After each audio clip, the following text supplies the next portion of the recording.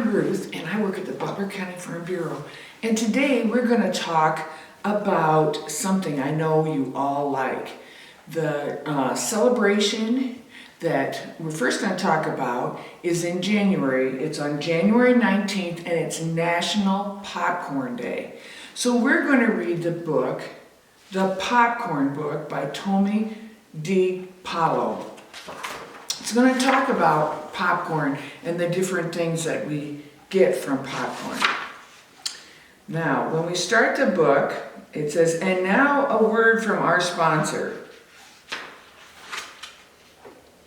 Mom, can we make some popcorn? Yes, the popcorn is in the refrigerator. Yummy. I wonder why Mom keeps the popcorn in the refrigerator. I don't know. I'll go look it up. So, one little boy is called Tiny, one little boy is called Tony. Here it is. Popcorn is best stored in a tight jar in the refrigerator so that the kernels keep moisture in them. Boy, this is interesting. Listen, popcorn is the oldest of three main types of corn. There's field corn, that kind of corn we feed to the pigs and cattle, sweet corn, which you guys like to eat in the summertime, and popcorn. So there's three different kinds of corn: field corn, sweet corn, and popcorn. Popcorn was discovered by the Indian people in the Americas many thousands of years ago. One of the first sights that Columbus saw in the New World was the Indians in San Salvador selling popcorn and wearing it as jewelry.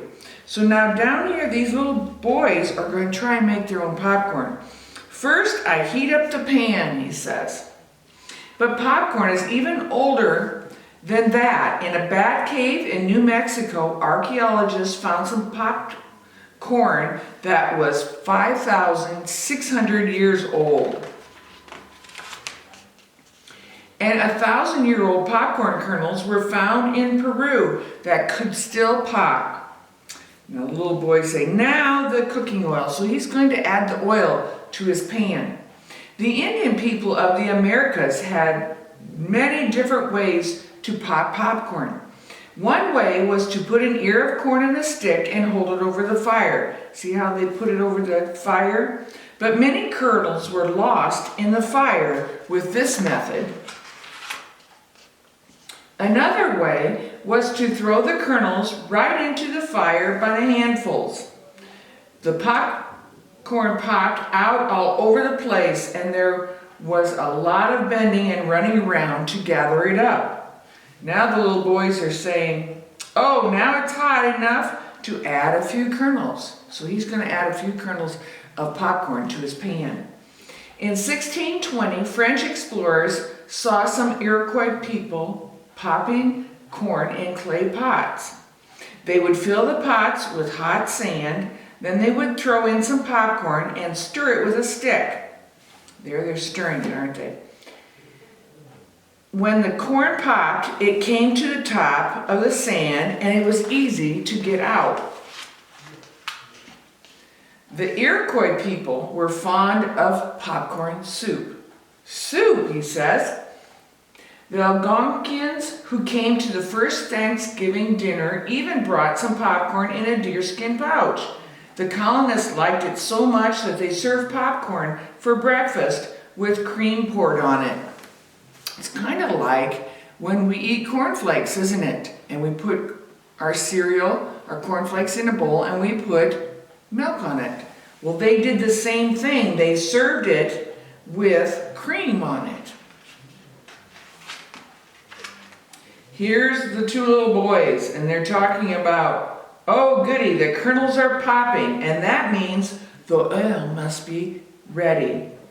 Today, Americans use 500 million pounds of popcorn each year. Can you think of some time that you eat popcorn? Maybe If you go to the ball game, do they have popcorn at the ball games? A basketball game? How about if you go to the movies? Did you think of that one? The movies have popcorn, don't they? Or you may even enjoy popcorn at home, maybe on Sunday evening as a family and you watch a movie.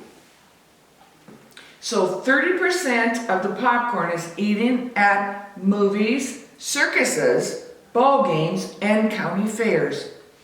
10% is saved for the seed and sold to other countries, but 60% is popped right at home. People in the Midwest, now that's where we live. We live in the central part of the United States, and they buy more popcorn than any other part of the United States. That's because we have some big cities in our area. We have Minneapolis, we have Des Moines, we have Cedar Rapids, we have Dubuque. We have big towns that have ball games and serve the popcorn at those places. Milwaukee, Minneapolis are the top 2 popcorn eating cities, followed by Chicago and Seattle. Most of the popcorn is grown in the Midwest, right here in Iowa.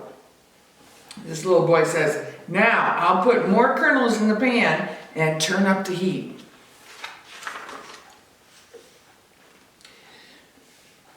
Popcorn is best stored in a tight jar in the refrigerator so the kernels keep their moisture. So there's a little bit of moisture in each one of those kernels. If the kernels dry out, there will be too many old maids left in the bottom of the pan. Old maids are unpopped kernels. This doesn't look like enough popcorn, he says. If the popcorn does dry out, you can add 1 or 2 tablespoons of water to the jar and shake it until the water is absorbed. So here's the little boy, he's going to put more popcorn in the pan. Popcorn pops because the heat of the kernel, the heart of the kernel is moist and plump and surrounded by a hard starch shell. When the kernels is heated, the moisture turns to steam and the heart gets bigger until the shell bursts with a pop. Are you sure you didn't put too much popcorn in the pan? Of course I didn't, silly. The Indian people have a legend, now that's a story that they tell, isn't it? That inside each kernel of popcorn lives a little demon. When his house was heated, he got so mad that he blew up. And there he was, he popped. There are different kinds of popcorn. White hullus and yellow hullus are the ones most commonly sold in the store. So I'll show you. Now this is white. The outside, the hull, the outside kernel is white. Now this popcorn was actually homegrown popcorn from Green, Iowa. That's where I live. That was the white. This is the yellow. You can tell that you've got a yellow hull on the outside of the kernel. Now, the most common, we said, was the white and the yellow. The smallest type is called strawberry, and I have one of those to show you today too. This is a strawberry popcorn. Looks like a strawberry, doesn't it? There's also rainbow. It has red, white, yellow, and blue kernels on it, and it's sometimes called calico. There's also black, but the biggest kernels are called dynamite. After popcorn is popped, most people like to put butter and salt on it.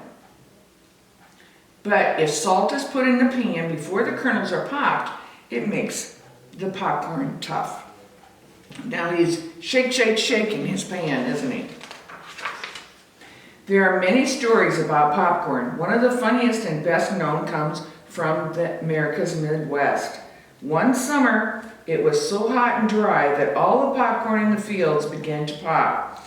In no time at all, the sky was filled with flying popcorn. It looked so much like a blizzard, everyone put on their mittens and scarves and went out with snow shovels.